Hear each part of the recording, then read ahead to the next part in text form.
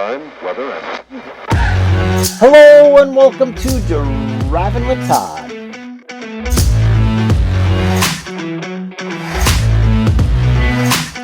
And I'm Todd.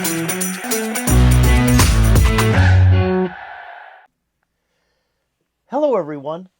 Universal Music did something very special last Friday. They released the first albums that came out in the United States by the Beatles. Now, these were the ones that were on Capitol Records. They skipped over the Introducing the Beatles album, which came out on VJ, but followed up with the first Beatles album on Capitol, which was Meet the Beatles, and the rest of the albums that were released in 1964. This was to commemorate the 60th anniversary of the Beatles coming to the United States. Well, I bought the box set that included all of the albums plus an extra album, which is called The Beatles Story, that came out in November 1964, but really wasn't a music album. It was kind of the Beatles story. It was interviews and DJs and so on talking about the Beatles. What surprised me when I opened the box set is that it included this album. Okay, this is the soundtrack, the U.S. soundtrack to the movie A Hard Day's Night. And it was released on United Artists Records, not Capitol Records. So I was really surprised to get this. Now, the last time this was actually released is they put out a 50th anniversary box set of CDs for the Beatles albums and included this in that box set. I bought the box set, have never listened to it because when I bought it, I was assuming, and the word is assuming, that it was taken from Capitol Records master tapes. Instead, it was taken from the 2009 digital remasters from the UK tapes. So it's like, if I wanted to hear that, I've got dozens of copies of that stuff. So I bought the box set. It's been sitting on the shelf. I've never, ever listened to it. But this is taken from the original master tapes. So this was taken from the original United Artists master tapes of the soundtrack to A Hard Day's Night. Well, when I put this on, it sounds marvelous. I mean, it is an incredible sounding album. And it's so clean. I mean, it's very clean. It got to the last track on the first side. And the makeup of this album is 8 Beatles songs written by John Lennon and Paul McCartney, and then 4 Beatles songs that were interpreted by George Martin and his orchestra. They were theme music in the movie A Hard Day's Night. Well, it got to the end of side 1, and there's an instrumental to the song And I Love Her, which is a beautiful song. I mean, I love that. Paul McCartney did a great job on that song. But it brought back memories of when I was a kid in the 60s. We had 2 AM radio stations in our town. One was WKTS, and the other is WHBL. WHBL is still around. I'm not sure about WKTS. I don't listen to AM radio, so I'm not sure what's available on the AM stations here in our town today. But on WHBL, my mom would be listening to that during the day. And at night, my dad would be listening to it as we ate supper. So we had WHBL on quite a bit. Well, what was unique is in 1964, after this album was released, WHBL would use And I Love Her from the George Martin and his orchestra version as their station break. It would go into that song, and then they go into a station break. And to this day, I remember that because I just really loved how George Martin interpreted this song that the Beatles had written and did such a marvelous job with. Now, George Martin did release this on a U.S. album called By Popular Demand, A Hard Day's Night, in 1964. He also released it in the UK on an album that he did called And I Love Her, and that came out in 1966. So I thought it'd be really great to play And I Love Her by George Martin and his orchestra, because I'm not so sure how many people have really heard it, and it is marvelous. So here we go with George Martin and his orchestra doing an instrumental version of And I Love Her.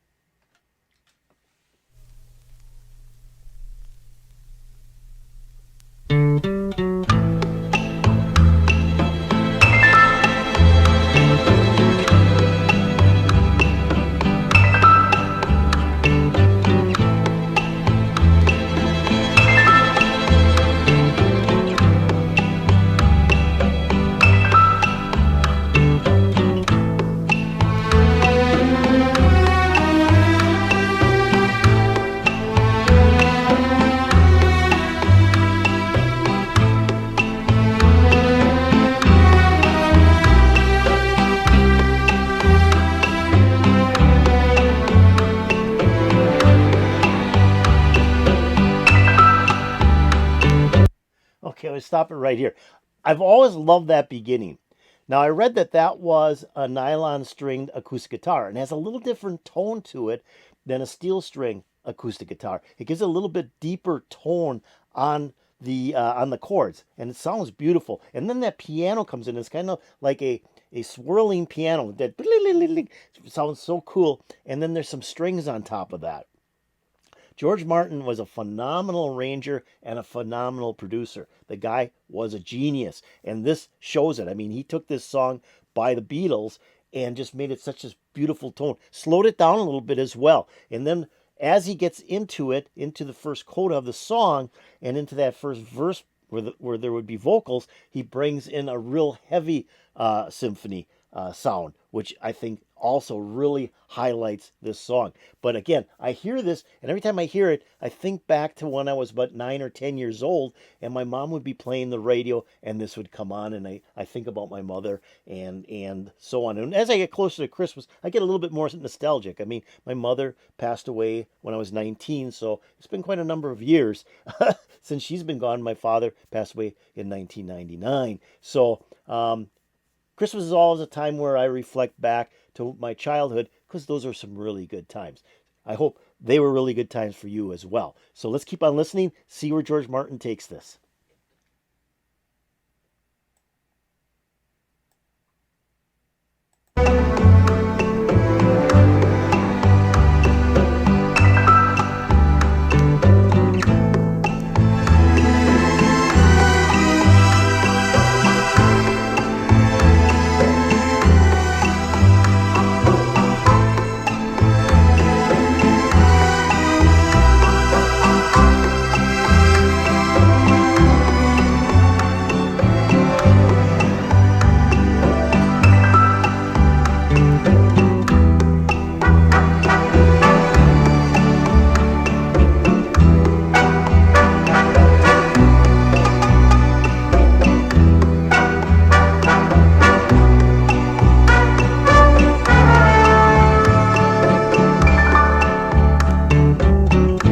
Well, I love the brass in there too. So as they get into the song, they have that the strings pretty much taking over the lead on this song. But then every once in a while, there's some blasts of some horns in there, and then we get into what would be kind of an instrumental break, and the horns take over.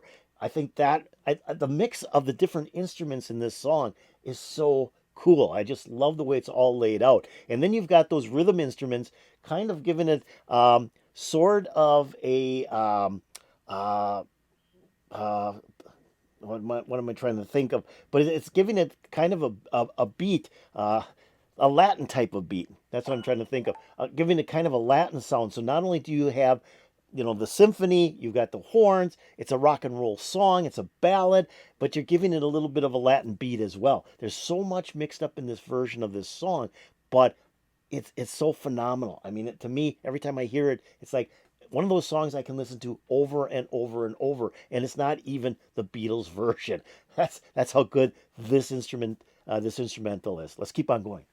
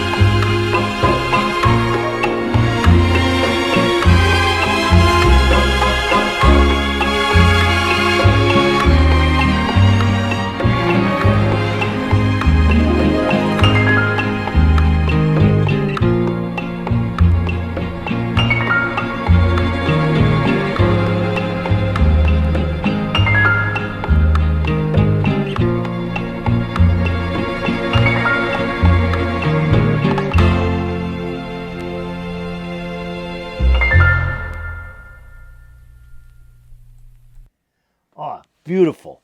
Just beautiful. I just love that version of And I Love Her. In fact, if I had to compare it to the Beatles, it's close. I mean, it's close. I mean, the Beatles version is awesome. It is an awesome version of the song. But this comes so close. I just love the interplay of all the different instruments. Like near the about three-quarters of the way through this instrumental version, the a nylon string guitar comes in again, and then the symphony orchestra takes over, and then the horns take over. I mean, they're all exchanging different pieces of the song, and I think that's what's cool about this. It's not just the guitar playing the continuous rhythm and the piano kind of doing its thing with the rhythm instruments kind of playing in the background, giving it a little bit of a beat, and then the symphony orchestra playing over the top being the whole thing. No, it's not that at all. It's all these different pieces, all these different instruments that take a lead in this song, keeping it very, very interesting. And like I said, the rhythm there is so sweet. Like I said, I think it's a little bit slower than the Beatles version, but I think that's what adds to this version of the song is that it slowed down, and then you got to really hear all the different players doing different instruments in this song.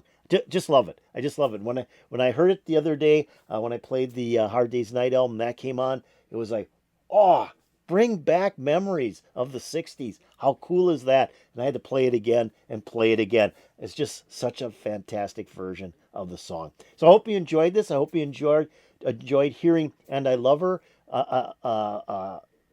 instrumental version done by George Martin and his orchestra for the actual movie A Hard Day's Night, and being on the album A Hard Day's Night when it was released here in the United States on United Artists Records. So if you like this, hit that like button. That'd be really appreciated. If you have any comments, please put them in the comments below. Let me know what you think about George Martin and his orchestra taking over and doing And I Love Her.